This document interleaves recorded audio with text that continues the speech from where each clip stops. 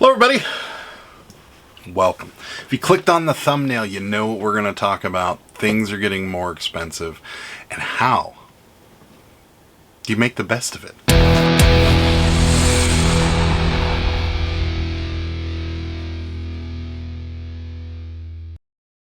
Alright, so we all know what's going on. I don't need to go over it with you. Things are more expensive. Gas is expensive. Food's expensive. A bunch of things are expensive. So how can you make the best use of your time and money? Well, there's a few tips and tricks that we've been doing that have been working out for us, and I figured I'd share it with you. That way, maybe you're not driving around aimlessly in circles on the weekends going to garage sales, or you're making more of a plan rather than just kind of flying by the seat of your pants. These are some of the things we've been doing, and it's been helping. We're not spending nearly as much money on gas, and we're also not spending nearly as much money on sourcing, but we're making about the same.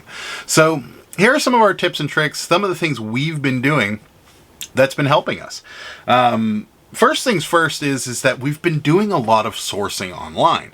And I know what you're going to say. Everybody's going after things online. Yeah, it's true.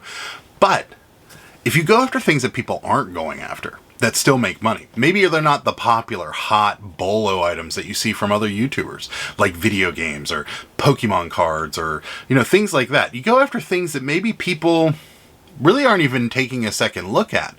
And that way, the prices are going to be relatively reasonable, even with shipping. You're still going to be able to make some money, and I'll give you examples of that. Now, we all know that postcards are profitable. We all know that old photos like cabinet cards and things like that are profitable. If you watched any of our videos within the last month, you know that things like old photos and cabinet cards are profitable, and they are. This is just 1 day's worth or 2 days worth of photos. Now, it doesn't look like a lot, but this is well over $200 worth of income for us. There's more here, right here. These are a little bigger, and some of it's ephemera, but it's there. There's some bigger stuff over here that I'm not showing you that is the same general idea. It's general ephemera, and we're selling a ton of it because people are still collecting it. It is a cheap hobby, and I've said this hundreds of times. People aren't spending big money on their hobbies right now. They're spending small amounts of money on their hobbies. So if you are selling collectibles that are a little cheaper than most things, you're probably going to make more sales, which is something we're doing. Now, how can you find this stuff inexpensively? Well, we've been using HiBid. HiBid's a good site. For those of you that don't know what HiBid is, it's an online auction site. So estate sales, rather than doing the house that's open where the public comes in and searches through everything, the liquidators are taking pictures of everything. They're putting it on this site and they're bidding. Now, a lot of the times they'll ship nationwide, and the shipping can be a little clunky. So when you start sourcing on HiBid, make sure you read all every auction has a list of things that they do. So they're going to talk about how they do their shipping and what it costs and what their handling fees are and things like that. And then they're also going to talk about a thing called buyer's premium. What that means is that I'm a liquidator and I'm selling this phone. We'll say it's my phone, but I'm not selling it. But we're selling this phone. If this phone sells for $100, my fee is 20%. Not 20% of the 100, but 20% on top of that 100. So make sure you look at things like that before you go bidding on HiBid. Also, these people don't care about shipping. They're not in the business to make anybody happy with the lowest possible cost on shipping. So make sure you factor into that there's going to be some, they're going to send it probably not the most economical way. They're going to put it in a box, make sure it's secure, whatever it costs, and then they're going to charge you for it. So when just keep all these things in mind when buying things on HiBid. Can you make money? Absolutely. And I'll give you an example. Here's an example right here. This is an old photo album or scrapbook. It's wooden. It's relatively heavy. And we knew it wasn't going to cost a lot because it was coming from close by. So it wasn't something that was going to be, if it goes priority, it's still going to be $9 or $10 because it's not that heavy. And they did. It shipped it priority, and it was about $10 plus their handling fee, which was like $7. So, we're already $17 in. We got it for $9. So now we're $26 into this one thing. Now there's a bunch of old photographs in here. Sarah's already started kind of taking it apart. There's a bunch of old photographs in here that we'll probably sell for between $5 and $6 a piece. I dropped something. There's also bigger photographs like this one of the lady. There's also old planes, something like that. Would probably sell for closer to 20. Now we've pretty much paid for the item with 2 sales. See where I'm getting at? The rest of this is all profit. So even if you're selling them for $5 to $10 a piece, you're going to make, by the end of the day, we're going to make close to $500 to $600 on just this one album. See where I'm going with this? This is an inexpensive thing. We used no gas to go get it because it came to our door. And we're going to make probably close to $600 to $700 or $500 to $600 off of this one album. Maybe more. If there's something in here that can go for $20 to $30 and there's 6 or 7 of them, this could be over $1,000 in profit. Right here. So I'll give you another example before we get into the next subject. Here's another one. This we bought for $50. So this is a little more expensive. We found it at the flea market that we go to. So again, no extra gas, just found it there. And this has things like old patches in it or old guides when traveling. This is relatively unique. There's old lottery tickets in it. Hotel Excelsior in Valencia, Pennsylvania. We've got old letters. We've got Boy Scout patches, old NASCAR things, all kinds of stuff in here.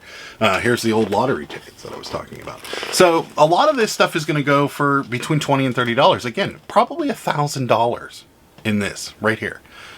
And we just were at the flea market. We went and looked, and there it was.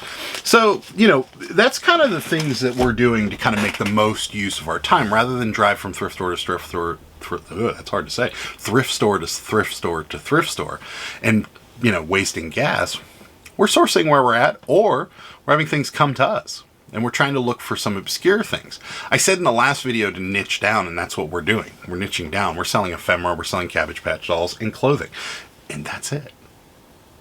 We're not I mean, if, you know, we find things that are unique, like the cassettes are a good example of that, where we got a great deal on it and we were already there. We'll go into it. But, you know, primarily day to day, those are the things that we're sourcing. And that's how we're doing it. Another couple sites just to, you know, throw at you before I get out of here. eBay, you can source on eBay. And we've done it. Is it our primary? No. But there are people that put large lots of things together. Maybe they just don't care to go through things like that, especially when it comes to photos and postcards. They may not care to individually list them, so they'll list large lots of things. For most of the time, they'll put them on auction or they'll be relatively cheap. So you can look on eBay. Shop Goodwill works as well. Again, you're up against a nationwide market, so you might see things get on the high side. But again, I just bid on 2 photo albums. They were photo albums from the late 70s, early 80s. Nobody was looking at it. I was the only bidder at $9. And the shipping was from Indiana. So for us, it's only $8 to ship, or well, it was $9 to ship it. Again, same thing as Shop Goodwill. When you're looking at an item, look down, estimate the shipping, because they only use FedEx. And a lot of the times these employees shoot for the moon on the weight. We've looked at Cabbage Patch Kids where there's 2 of them and they'll put the weight in as 20 pounds. That's not even close. It's more like 5 pounds. So make sure you do your research before you go bidding, because you can get in a lot of trouble, you know, with the shipping and the handling. And sometimes they put in $10 handling or something insane, or if it's coming from the West Coast and they have it in as 20 pounds, it's going to be a $30 bill to ship it to you. So you want to make sure you do your research. But Shop Goodwill again, stuff that people that isn't really on their radar. So if you look at like video games or Jordans or things of that nature, you're probably not going to get them for a decent enough price. But if you look at things that maybe people really aren't looking for, you know, like postcards or photos or photo albums that are full, things like that, people don't even pay attention to them. So you might want to take a second look at things like that. And again, you're not expelling any energy. You're literally sitting in your house while maybe you're watching television at night and you're sourcing. So it works, and it helps you to save a little bit of money. So I hope this was useful. I hope this was helpful. I know there wasn't a Cabbage Patch wave. Maybe we'll do one just because Here's a Cabbage Patch. Bye. So, anyways, if you guys enjoyed this video, I'd appreciate it if you subscribe. Hit that subscribe button. Like the pillow says, well, it used to say it. Now it's blocked in by a load of Cabbage Patches. So it does say it's up there. It's that red thing right there. It says subscribe. So if you would be so kind, hit that subscribe button. If you like this video, hit the thumbs up. I'd appreciate that too. Thanks for watching. Bye. Good day, sir!